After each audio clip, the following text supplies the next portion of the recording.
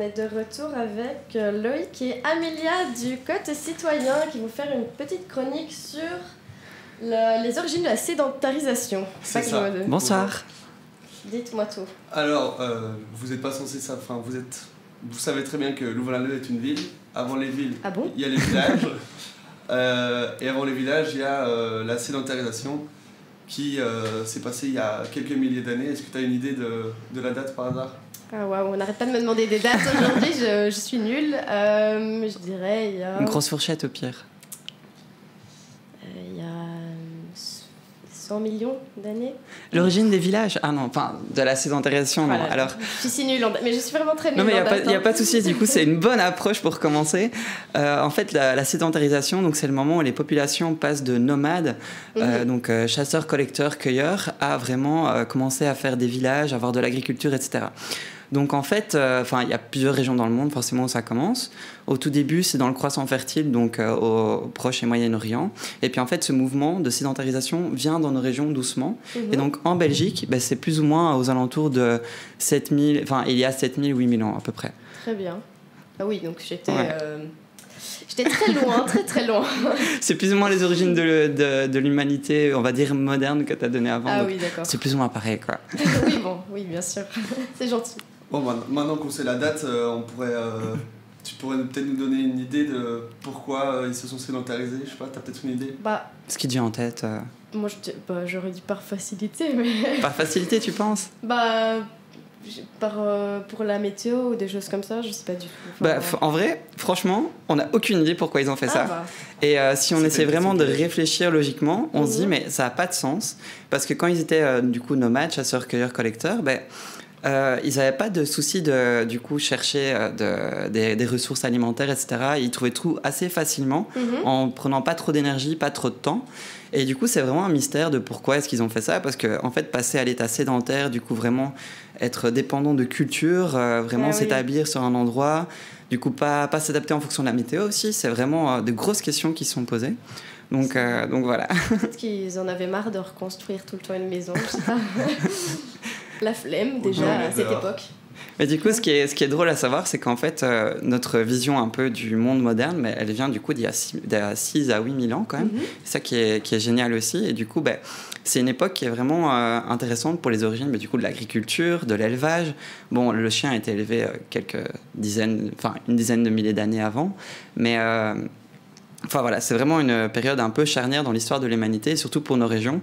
Et ce qui est vraiment chouette à savoir aussi, c'est que malgré le fait que ce soit quelque chose qui est encore courant maintenant, c'est toutes des populations qui, au final, migraient et migrent encore par après, même si elles sont sédentaires. C'est-à-dire que, par exemple, il y avait des gens qui venaient, par exemple, d'Allemagne, qui venaient jusque chez nous parce qu'il y avait des ressources importantes, etc. Par exemple, en Suisse, il y avait vraiment des premiers villages qui sont installés parce qu'il y avait des mines de sel.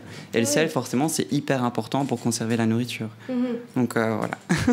Ah ouais, c'est hyper intéressant. Mais ça se voit que tu t'y connais bien sur le sujet.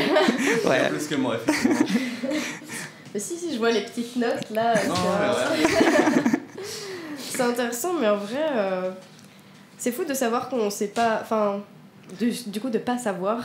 En fait, on a beaucoup d'hypothèses, mais toutes ces hypothèses, même ensemble, n'expliquent pas pourquoi est-ce qu'en fait, on se prend la tête à passer à l'agriculture, parce que c'est vraiment un changement sociétal hyper important.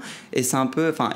Notamment, une des grandes choses qui a découlé de ça, qu'on parle, en tout cas, niveau sujet sociétal actuel, c'est le patriarcat. Parce qu'en fait, on est passé de familles où, du coup, les mères portaient un enfant tous les 5 ans, plus ou moins, où forcément, ils bougeaient tout le temps. Donc, c'est impossible d'avoir 10 petits bouts de chou derrière si on doit bouger tout le temps, quoi.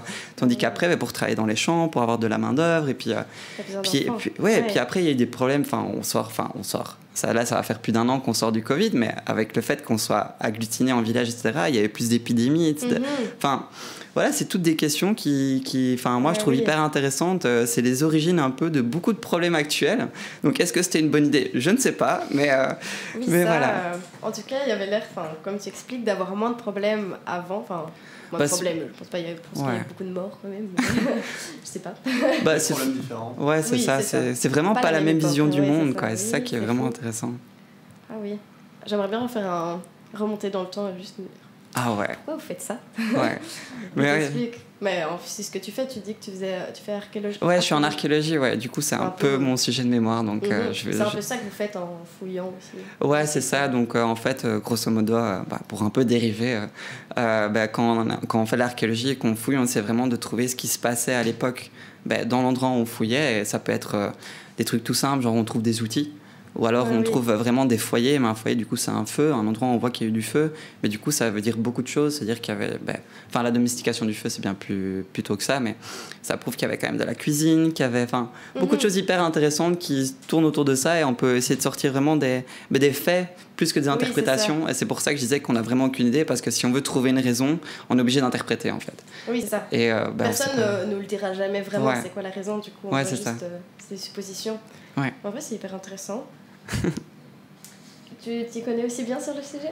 Moi je m'y connais très peu, mais Amélia fait ça très bien et on en parlait tantôt, il y a un livre qui est sorti il n'y a pas longtemps qui s'appelle Sapiens et on a l'impression que c'est bien écrit et Amélia vous expliquer que c'est pas vraiment... En fait c'est le genre de bouquin, quand je disais d'interprétation, du coup Sapiens, l'origine de l'homme je pense que ça s'appelle, en fait c'est que de l'interprétation et qui est basé sur absolument rien du tout. Donc dans le milieu archéologique on se dit mais c'est horrible parce que ce bouquin est extrêmement bien écrit et il a l'air tellement logique quand on le lit et au final c'est juste un récit de malheureusement de bêtises et qui découle en fait de notre conception du monde actuel et qui impute ça sur des populations qui n'avaient pas du tout la même conception du monde quoi. Ah oui. Donc oui. ouais. Ah c'est faux, tu sais me dire une connerie entre guillemets qu'ils disent dans le livre ou... En fait le truc c'est que vu qu'on m'a tellement empêché de le lire, on m'a dit ne le lis pas sinon tu vas franchement t'induire en erreur et c'est mes professeurs qui m'ont dit ça donc j'étais là ok je vais essayer d'éviter. Mais c'est faux, c'est fou qu'avec des belles paroles ou genre quand ça a l'air un peu savant, après tout le monde peut y croire. J'avais déjà vu ça sur les pyramides ou des trucs comme ça, la construction des pyramides, tout le monde croyait quelque chose et... moi je peux te parler de pyramides pendant 2 ans si tu veux. On fait une chronique. Allez, une nouvelle mission sur ça. Les pyramides.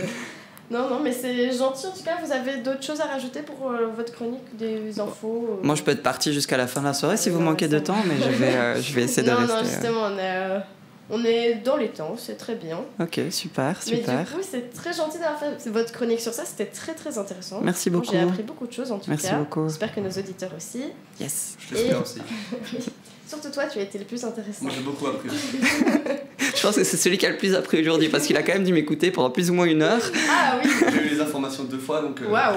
Maintenant, j'espère que tu auras un petit examen sur ça à la sortie, un petit examen qui t'attend. Un petit examen oral. Allez. C'est Amélia qui le fait. Et du coup, pour finir cette chronique, on va nous écouter. Qu'est-ce qu'on va écouter? On va écouter je ne sais pas si je le dis bien, mais de Imagine Dragons, Demons. Ok. Quelque chose comme ça. Hop. Et c'est parti.